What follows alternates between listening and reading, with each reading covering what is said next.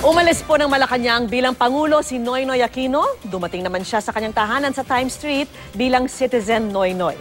Ang biyaheng ito ng dating Pangulo, tinutukan ni Lay Alves.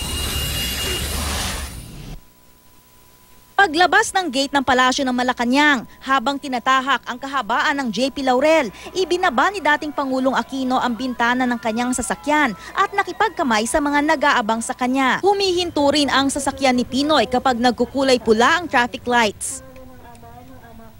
Pagdating sa Times Street, mainit na sinalubong si Pinoy ng mga nag-aabang niyang kapitbahay, taga-suporta at miyembro ng kanyang gabinete.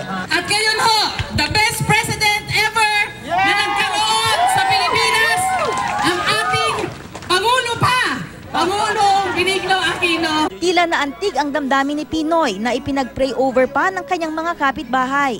Thank you for the welcome that you've given me today. Nagpasalamat si Aquino sa mga kapitbahay niya para sa suporta sa kanilang pamilya mula pa nang mamatay ang kanyang ama. Humingi rin siya ng dispensa sa abalang idinulot ng mga protest rally sa kanilang lugar. Tulad ng kanyang ina na si dating Pangulong Cory, wala raw ibang tahanan si Pinoy kundi ang Times Street. I really don't think it would have made any sense for me to move anywhere else because this is where the roots are. This is where the friends are. This is where parang the extended family in a sense really is. So again, from the bottom of my heart, I'd like to thank you. Pagtitiyak ni dating Pangulong Aquino, magkukumustahan sila ng kanyang mga kapitbahay sa mga susunod na araw. I'll see you all in the coming days. I'm really looking forward to a less stressful life. Tumanggi naman si Aquino na sabihin kung ano ang napag-usapan nila ni Pangulong Duterte kanina sa Malacanang. Perhaps I should leave it up to him and his spokespeople to say it.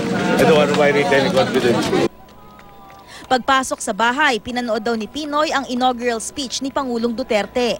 Pagkatapos ay nananghalian kasama ang kanyang pamilya, cabinet secretaries at mga kaibigan. We're here, nandito lang kami to entertain him, to make him happy, and to love him, of course.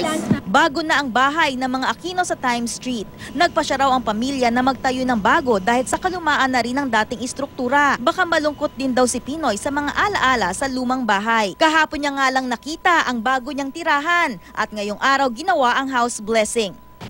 Ngayon ang unang araw ni Citizen Noy pero hindi raw ibig sabihin ay tatalikuran na niya ang bayan. Handa raw siyang tumulong sa bagong administrasyon para sa kapakanan ng bansa.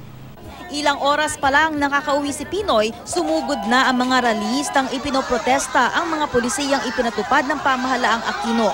Kabilang na ang Enhanced Defense Cooperation Agreement o EDCA. Isang pulis ang nasugatan sa girian.